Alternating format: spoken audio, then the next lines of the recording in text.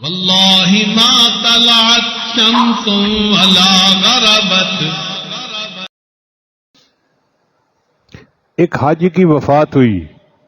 یہ خوش نصیب حاجی تھا جو وقوف عرفہ کے وقت فوت ہوا. اس کو 2 چادروں کے اندر دفن کیا گیا. حدیث مبارکہ میں آتا ہے کہ اس طرح جو حاجی احرام کی حالت میں فوت ہوتا ہے وہ قیامت کے دن اللہ کے سامنے لبیک لبیک پڑھتا ہوا کھڑا ہوگا.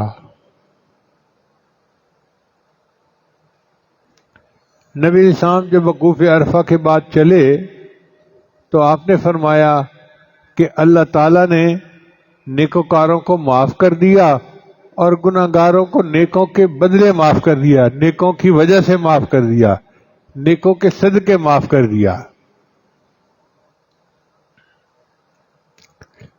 پھر نبی علیہ السلام واپس مزدلفہ کی طرف چلے. کچھ صحابہ اپنی سواریاں تیزی سے بھگا رہے تھے تو نبی علیہ السلام نے فرمایا کہ علیکم السکینہ، کہ تم ذرا آرام آرام سے چلو، زیادہ تیزی نہ کرو. پھر آپ صلی اللہ علیہ وسلم نے مزدلفہ میں شب گزاری فرمائی اور صبح کے وقت وقوف مزدلفہ فرمایا. جب نبی علیہ السلام مزدلفہ کی دعا مانگ رہے تھے تو آپ صلی اللہ علیہ وسلم مسکرائے.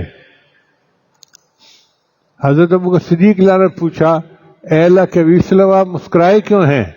تو نبی علیہ السلام نے فرمایا کہ میں نے عرفہ میں دعا مانگی تھی اللہ میرا جو حج امتی حج کے لیے آئے تو سب گناہوں کو معاف کر دے. تو اللہ نے فرمایا تھا کہ میں نے اپنے حق تو معاف کر دیے، حقوق العباد معاف نہیں ہوں گے. مگر میں یہ دعا مانگتا رہا. جب میں نے مزدلفہ میں آ کر دعا مانگی تو اللہ نے فرمایا اچھا میں اپنے حق معاف کر دوں گا اور جو حق لینے والے ہوں گے بندے ان کو اپنی طرف سے اجر دے کے وہ بھی معاف کروا دوں گا. تو الحمدللہ کہ حج کرنے سے اللہ تعالیٰ سب گناہوں کو معاف فرما دیتے ہیں.